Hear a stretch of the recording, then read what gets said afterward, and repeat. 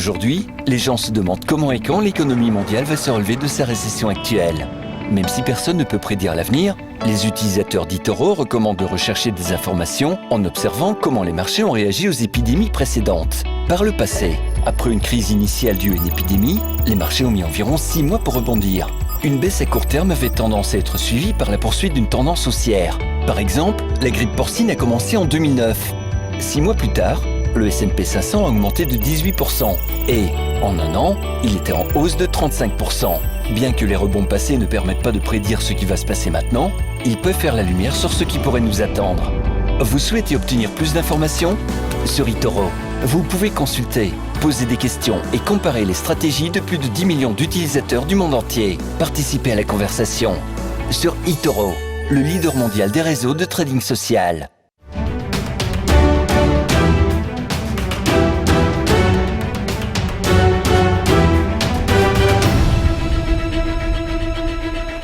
Pas d'accord au sommet des 27 pays européens au moment où une récession historique frappe l'Europe. Les réticences des États frugaux menacent de faire capoter un plan massif de soutien aux économies européennes paralysées par la fermeture de larges pans de l'activité afin de lutter contre la propagation du Covid-19. Sur la table des négociations, un fonds constitué par une capacité d'emprunt de 750 milliards d'euros pour relancer l'économie européenne, adossé au budget à long terme de l'Union européenne de 1074 milliards d'euros tout de même.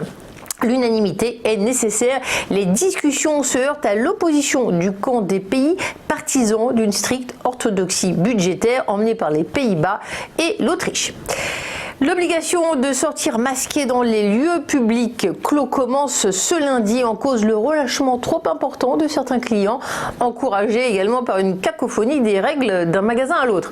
Il n'existe pas de définition tout à fait précise encore de ce qu'est un lieu public clos, mais si la volonté de cibler tout endroit impliquant une promiscuité immédiate, en clair, les zones à fort passage, on comprend que ce sont les halls de gare, les salles d'attente d'hôtels, les accueils d'immeubles, les parcs de stationnement couverts qui sont concernés, de même que les banques et les marchés couverts. La pandémie de coronavirus a fait près de 40 000 morts au Mexique, selon les chiffres publiés dimanche par les autorités sanitaires du pays. Le Mexique est le deuxième pays latino-américain en termes de décès, derrière le Brésil qui comptait dimanche 79 488 morts.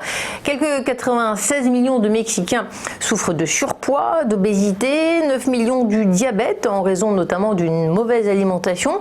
Ces maladies, on le sait maintenant, accroissent la fragilité et l'impact du Covid-19. Les résultats de Renault et Nissan sont lamentables, a déclaré l'ancien dirigeant de l'Alliance automobile Carlos Ghosn dans un entretien publié dans le journal Le Parisien.